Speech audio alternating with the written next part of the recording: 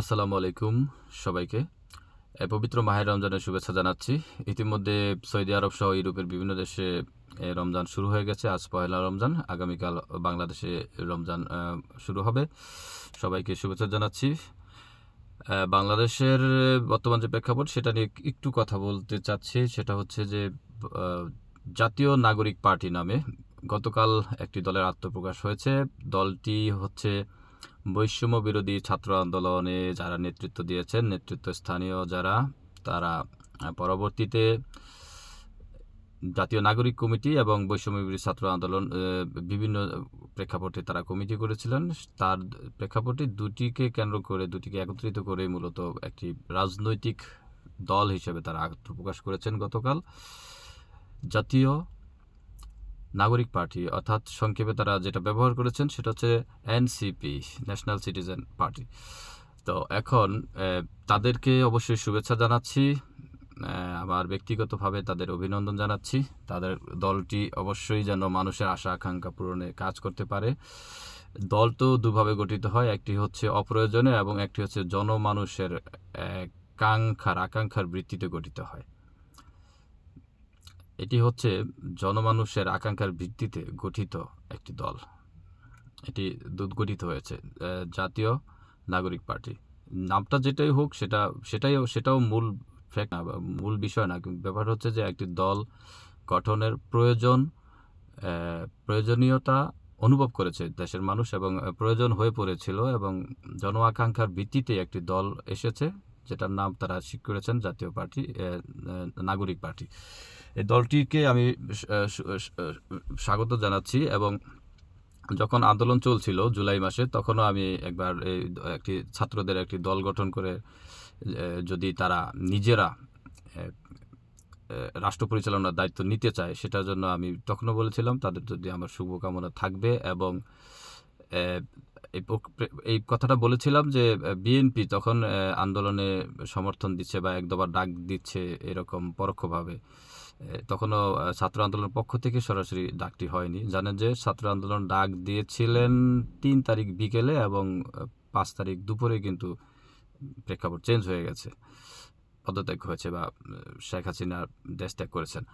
তো খুব অল্প সময়ের মধ্যে ঘটে গেছে বিষয়টা। এর আগে পরোক্ষভাবে অনেকে এটা বলেছেন।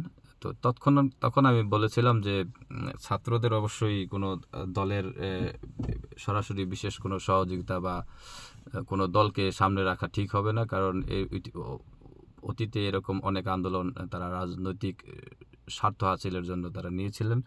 জামাত, শিবির, বিএনপি তারা নিয়েছিলেন, কিন্তু পরবর্তীতে আন্দোলনগুলো যখন জনগণ দেখেছেন যে এগুলোর পিছনে তাদের রাজনৈতিক স্বার্থ ছাড়া আর তেমন কিছুই নেই, তখন কিন্তু সেই আন্দোলনগুলো ভালো কোনো ফলাফল বয়ে আনেনি এবং জনগণ সাড়া দেয়নি।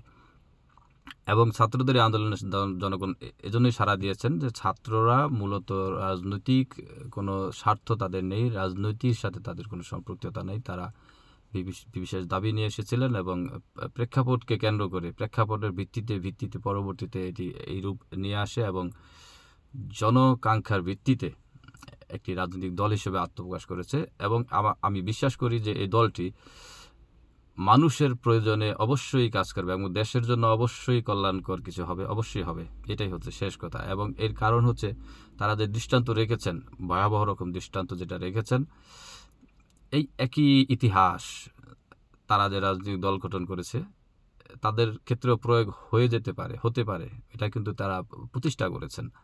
এই প্রতিষ্ঠার ভিত্তিতে তারা যদি চায়ও যে তারা পরবর্তীতে আবার সে আগের মতো কিছু করে বসবেন বা স্বৈরাচারী কিছু করবেন বা তারা ক্ষমতা লুণ্ঠন করবেন বা গণমানুষের স্বাধীনতা হরণ করার চেষ্টা করবেন, এটা কিন্তু তারা করতে পারবেন না, কারণ তারা নিজেরাই কিন্তু এরকম কিছু একটা প্রতিষ্ঠা করে ফেলেছেন। সুতরাং এটা চাইলে তারাও করতে পারবেন না এবং যারা করবেন বা তারা বাদে যদি অন্য কেউ ক্ষমতায় আসে, ছাত্ররা ক্ষমতায় আসবে কিনা তো শিওর না, কারা আসবে সেটাও শিওর না, তারাও যদি আসেন এই ইতিহাস কিন্তু তাদের ক্ষেত্রে প্রয়োগ হবে। এর আগে জানেন যে আন্দোলনটি কিন্তু, এই কোটা বিরোধী আন্দোলন কিন্তু এরাই প্রথম শুরু করেনি। প্রথম কিন্তু আরেকটি দল গঠিত হয়েছে, সেটা হচ্ছে গণ অধিকার পরিষদ। তারা সেই নামে কিন্তু আত্মপ্রকাশ করেছেন। তারাও কিন্তু সফল আমি মনে করি।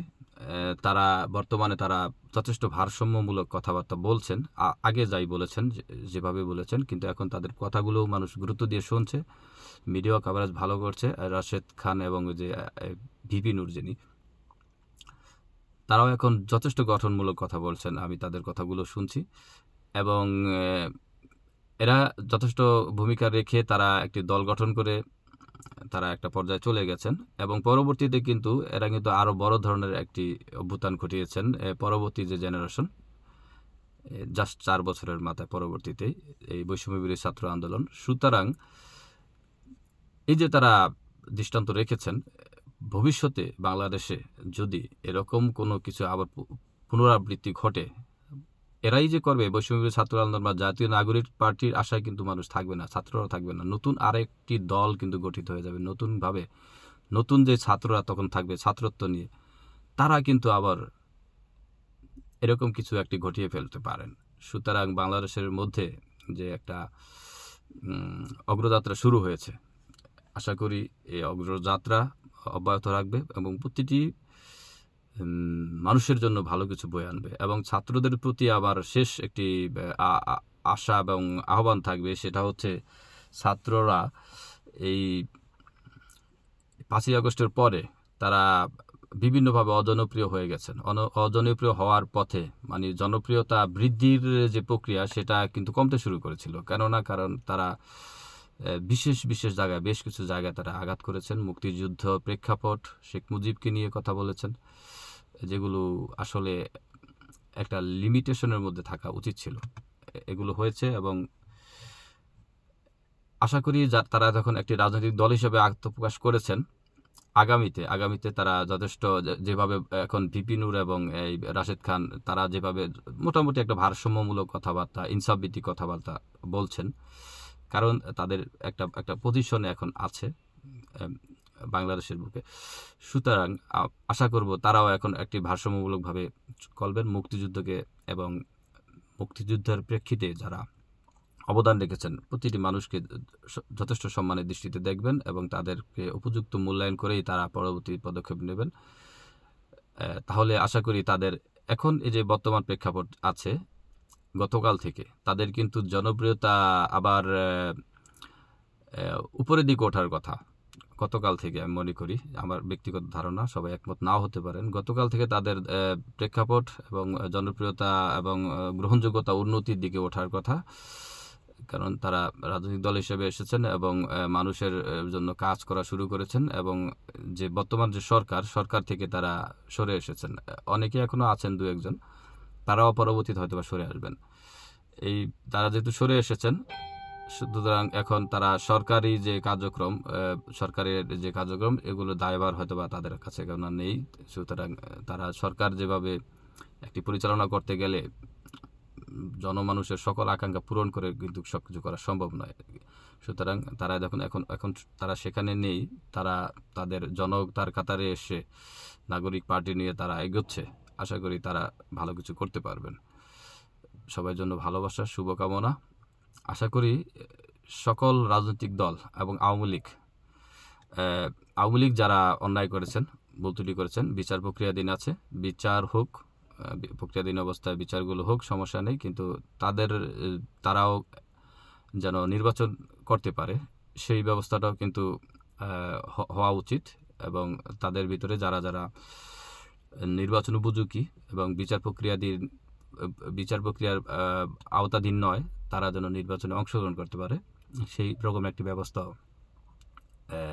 সরকারের প্রতি করা উচিত, এবং এতে অন্যান্য সকল দলেরও সমর্থন থাকা উচিত বলে আমি মনে করি। সবাই ভালো থাকুন, সবার জন্য শুভকামনা। মুক্তিযুদ্ধের বাংলাদেশ এবং এই বর্তমান যে প্রেক্ষাপট, এই প্রেক্ষাপটকে ধারণ করে বাংলাদেশ এগিয়ে যাক। সবার জন্য ভালোবাসা। আল্লাহ হাফেজ।